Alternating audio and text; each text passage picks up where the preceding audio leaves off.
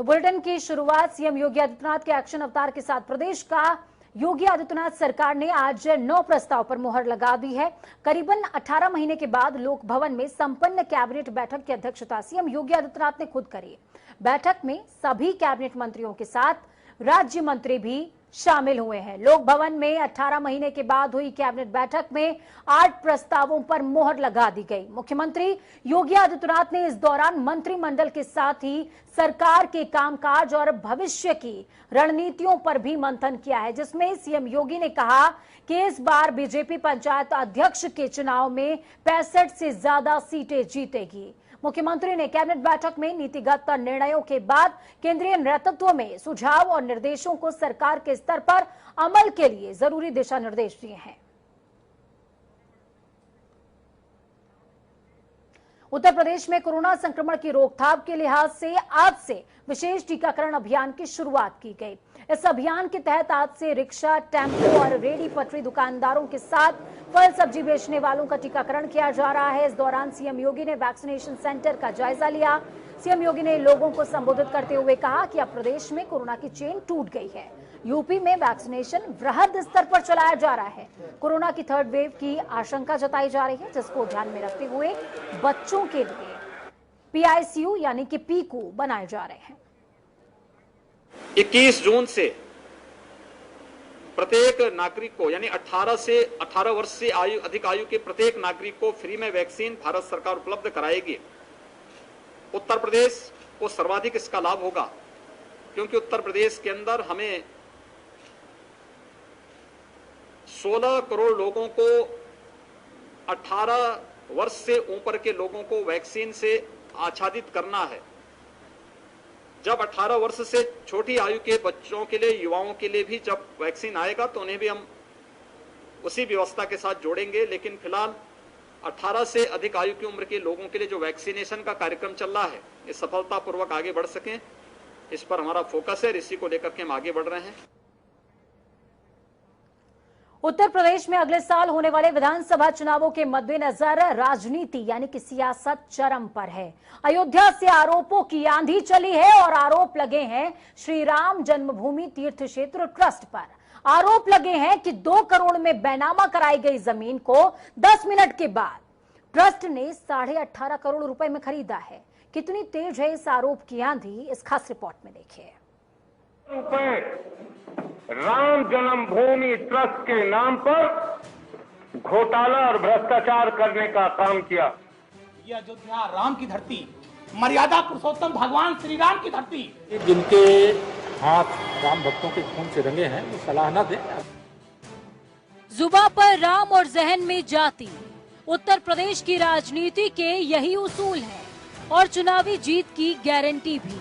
एक बार फिर उत्तर प्रदेश विधानसभा चुनाव से पहले राम का नाम सूबे की सियासत में गूंजने लगा है। और गूंजे भी क्यों ना, सबको पता है राम वैतरणी पार लगवाते हैं। अयोध्या में राम मंदिर निर्माण के लिए श्री राम जन्मभूमि तीर्थ क्षेत्र पर जमीन की खरीद में करोड़ों रुपए के घोटाले का आरोप लगा है। आम आदमी पार्टी के सांसद संजय सिंह और सपा के पूर्व मंत्री पवन पांडे ने श्री राम जन्मभूमि तीर्थ क्षेत्र ट्रस्ट पर एक के बाद एक कई गंभीर आरोप लगाए हैं। इनका कहना है कि 2 करोड़ रुपए में बैनामा कराई गई जमीन को 10 मिनट के अंदर 18.5 करोड़ रुपए में एग्रीमेंट करा दिया गया। पूर्व मंत्री पवन पांडे ने इस मामले में बकायदा दस्तावेज भी पेश किए हैं, जिसमें बताया गया है कि ये भूमि सदर तहसील क्षेत्र के बाग बिजौसी में स्थित है, जिसका क्षेत्रफल 12,080 वर्ग मीटर है। ये जमीन रवि मोहन तिवारी नाम के एक साधु और सुल्तान अंसारी के नाम बैनामा हुई थी, लेकिन बैनामे के ठीक 10 मिनट बाद इसी जमीन को ट्रस्ट के महासचिव यानी कि चंपत राय के नाम 18.5 करोड़ में रजिस्टर एग्रीमेंट करा दिया जाता है। बैनामा और रजिस्टर्ड एग्रीमेंट दोनों 18 मार्च को ही किया गया। 18.5 करोड़ रुपए में ट्रस्ट ने एक जमीन का एग्रीमेंट कराया और 7:05 पर जिस जमीन का ट्रस्ट ने रजिस्टर्ड एग्रीमेंट कराया है उसी जमीन का बैनामा 7:05 पे हुआ था 2 करोड़ रुपए में। पवन पांडे ने यह भी आरोप लगाए कि बैनामा और रजिस्टर्ड एग्रीमेंट में ट्रस्ट के सदस्य अनिल मिश्रा और नगर निगम के महापौर ऋषिकेश उपाध्याय गवाह बने हैं। इस दौरान उन्होंने आरटीजीएस की गई 17 करोड़ रुपए की धनराशि की जांच कराने की मांग की है। जब जमीन का बैनामा हुआ 7:05 पर, तो उसमें गवाह थे ट्रस्टी अनिल मिश्रा और अयोध्या के मेयर ऋषिकेश उपाध्याय। ये दोनों लोग गवाह थे उस जमीन के बैनामे में।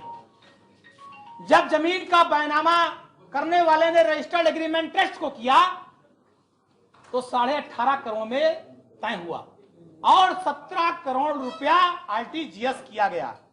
और जब रजिस्टर्ड एग्रीमेंट हुआ तब भी उसमें गवाह ट्रस्टी अनिल मिश्रा और मेयर ऋषिकेश उपाध्याय थे। मैं भ्रष्टाचार का आरोप लगा रहा हूं। आरोप यही नहीं रुके।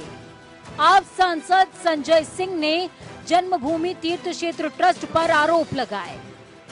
ट्रस्ट के मेंबर जो अनिल मिश्रा जी बैनामा कराने में गवाह थे, वही अनिल मिश्रा जी इस जमीन को ट्रस्ट के नाम पर खरीदने में भी गवाह बन गए।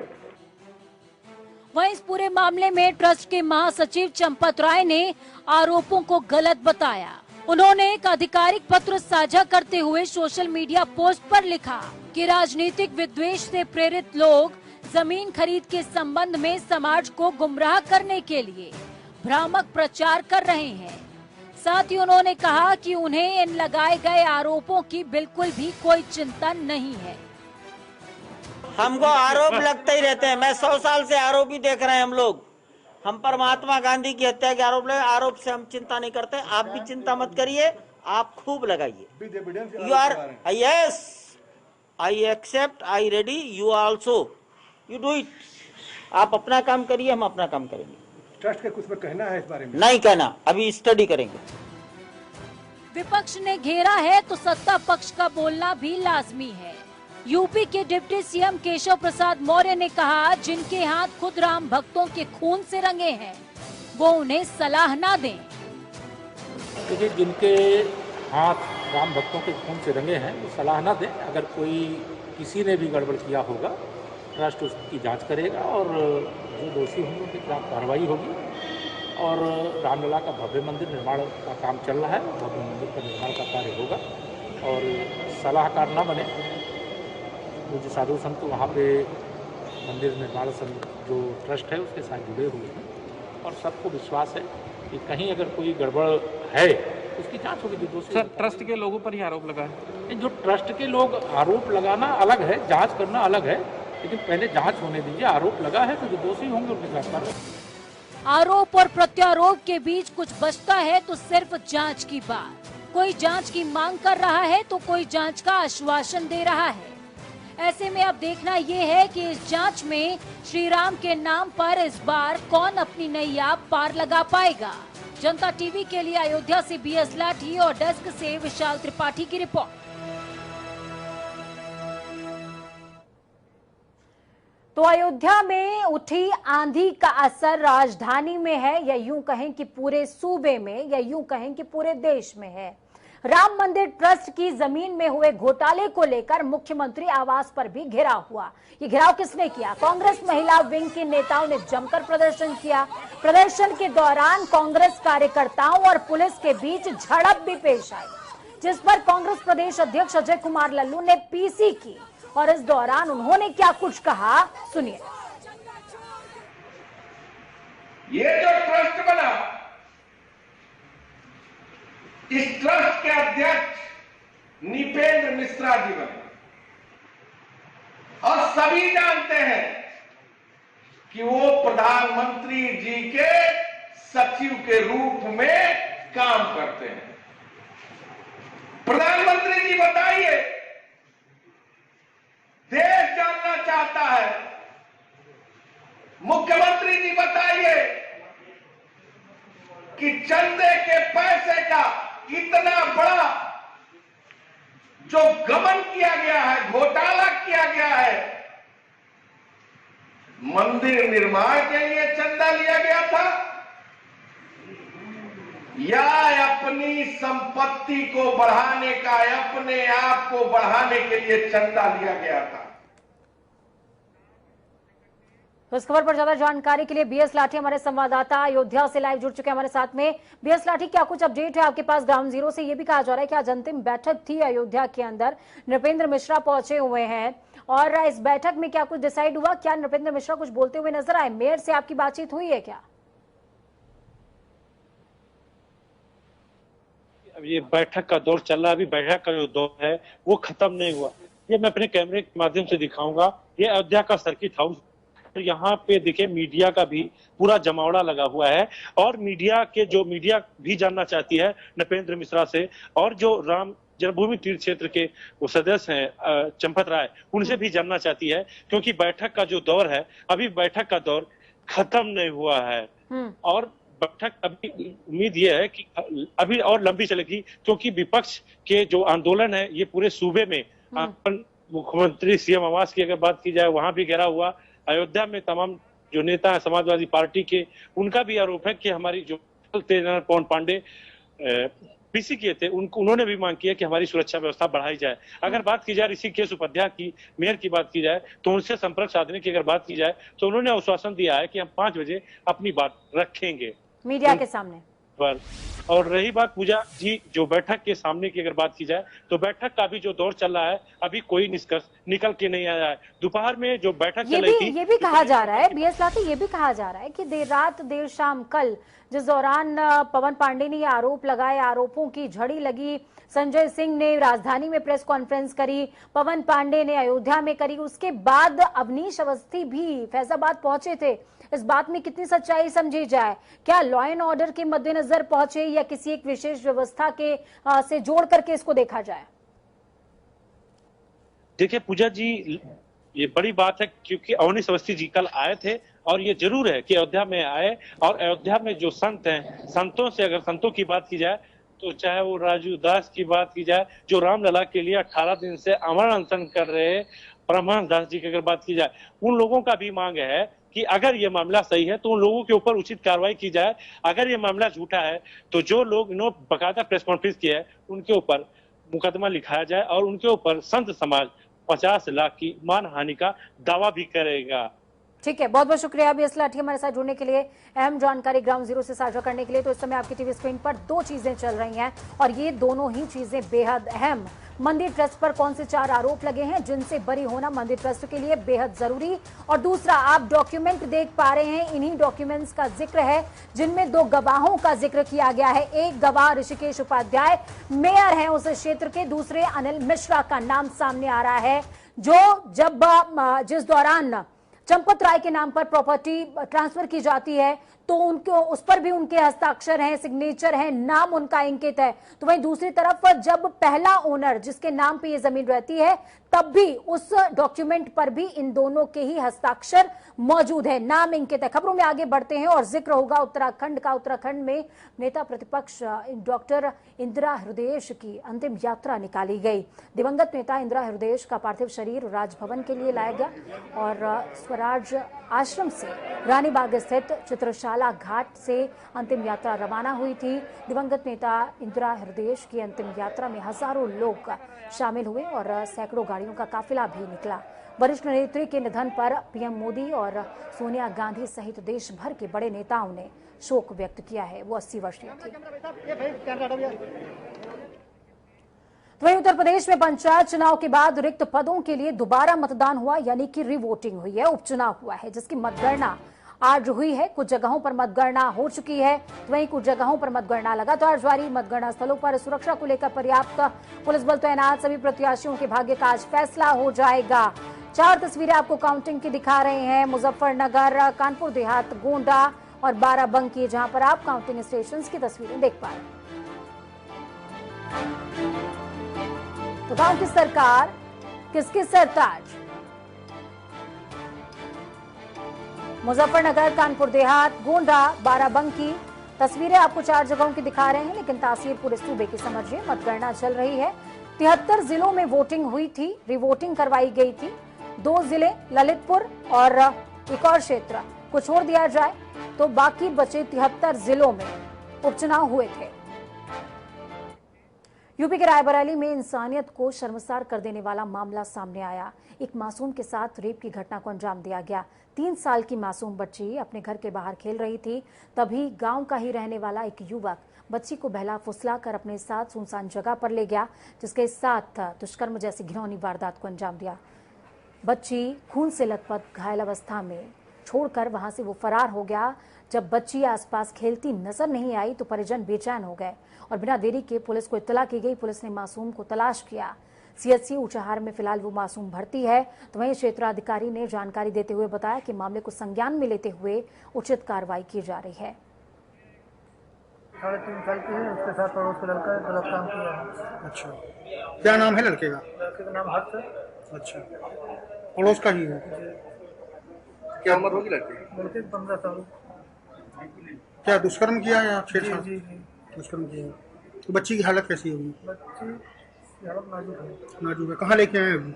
यहाँ सरकारी अस्पताल ऊंचाहार। क्या आरोपी पकड़ा गया? पुलिस ने पकड़ा? घर से फरार चल रहा है। थाना ऊंचाहार पर यह सूचना प्राप्त हुई कि एक नाबालिग बच्ची अपने पड़ोसी के घर गई हुई थी, जहां उसके साथ एक 15 वर्षीय नाबालिग लड़के ने दुष्कर्म किया। इस संबंध में तो वहीं जिक्र प्रतापगढ़ का होगा। प्रतापगढ़ में एक टीवी पत्रकार की संदिग्ध परिस्थितियों में मौत का मामला तूल पकड़ता जा रहा है। घर के लोग जहां हत्या की आशंका जता रहे हैं तो वहीं पुलिस इसको दुर्घटना बता रही है। आपको बता दें कि पत्रकार सुलभ श्रीवास्तव ने बीते दिनों जिले में पकड़ी गई शराब की काफी कवरेज करी थी, जिसको लेकर काफी चर्चा भी हो रही थी। तो वहीं सुलभ के जो परिजन है वो हत्या की आशंका जता रहे हैं। हालांकि इन लोगों ने भी अभी तक किसी का नाम नहीं लिया है। आगरा जिले में अपने घर के बाहर खेल रहा 3 साल का बच्चा 180 फीट गहरे बोरवेल में गिर गया, जिसके बाद पूरे इलाके में अफरा तफरी मच गई है। घटना के बाद एनडीआरएफ की टीम मौके पर पहुंची। सेना ने बचाव कार्य शुरू कर दिया है, जुटी हुई है। रेस्क्यू ऑपरेशन चल रहा है। बच्चे का दम घुटने ना पाए इसके लिए ऑक्सीजन सिलेंडर भी लगाया गया है। पाइपलाइन से बच्चे तक ऑक्सीजन पहुंचाई जा रही है, पानी पहुंचाया जा रहा है।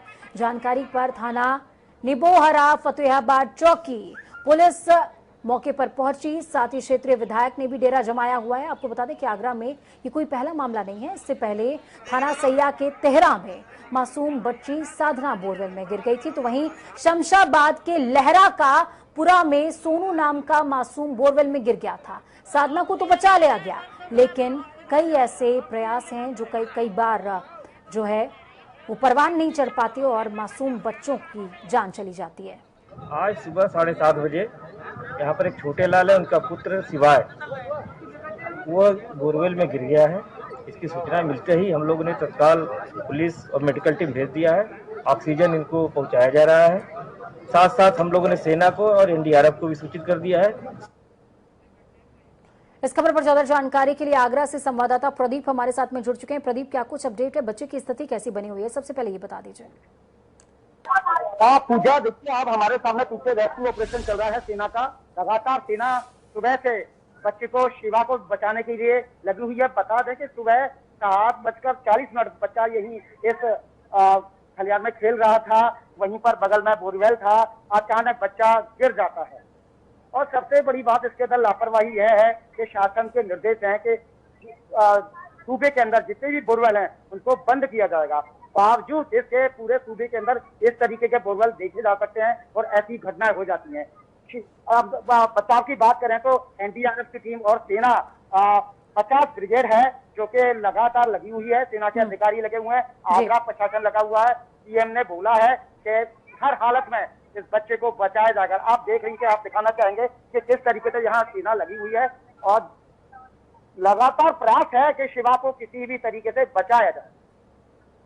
बिल्कुल, यहाँ पर सबसे बड़ी बात है प्रदीप, ये मैं आपसे समझना चाहूंगी कि क्षेत्रीय विधायक मौके पर पहुंचे हुए हैं, आप कह रहे हैं, क्या क्षेत्रीय विधायक से आपकी बात हुई है? जब निर्देश इस तरह के हैं कि क्षेत्र के जो तमाम बोरवेल के गड्ढे हैं उनको आप जो है पाट दिया जाएगा या वो बंद रहेंगे ऊपर से, तो इस तरीके की घटना क्षेत्र में क्यों देखने को मिल रही है? क्यों मासूम बार बार अपनी जिंदगी से जद्दोजहद कर रहे हैं? उनको बता दें कि आगरा के अंदर ये चौथी घटना है। बिल्कुल। बोरवेल वाली अंदर एक छोटा मासूम शिवा 4 वर्षीय गिरा है, लेकिन इसके आगरा के बाद ही कई सूबे के अंदर, कई क्षेत्रों के अंदर ऐसी घटना हुई है। उसके बाद शासन ने ये निर्देश दिए थे कि सूबे में जितने भी बोरवेल इस तरीके के हैं उनको ढका जाएगा। बावजूद इसके इतनी बड़ी लापरवाही बरती गई है और ऐसी घटनाएं लगातार देखने को मिलती हैं। कहीं ना कहीं शासन और प्रशासन का इसमें कुछ न कुछ लापरवाही बरती गई। बिल्कुल, बहुत बहुत शुक्रिया प्रदीप हमारे साथ जुड़ने के लिए, अहम जानकारी ग्राउंड जीरो से साझा करने के लिए। तो प्रदीप हमारे साथ में जुड़े, जिन्होंने बताया कि लगातार एनडीआरएफ की टीम रेस्क्यू ऑपरेशन कर रही है, लेकिन सबसे बड़ा सवाल ये कि बचाव की जरूरत ही क्यों पड़े अगर हम पहले से ही एहतियात बरत लें। तो खबरों में आगे बढ़ते हैं। रामपुर के गांव बेरुआ में धर्म परिवर्तन का मामला सामने आया, जिस पर पुलिस ने कार्रवाई करते हुए आरोपी को गिरफ्तार कर लिया है। जहां गांव के निवासी महफूज ने एक दूसरे सिख समुदाय के महिला और उसके 2 बच्चों का धर्म परिवर्तन कराकर शादी करा दी।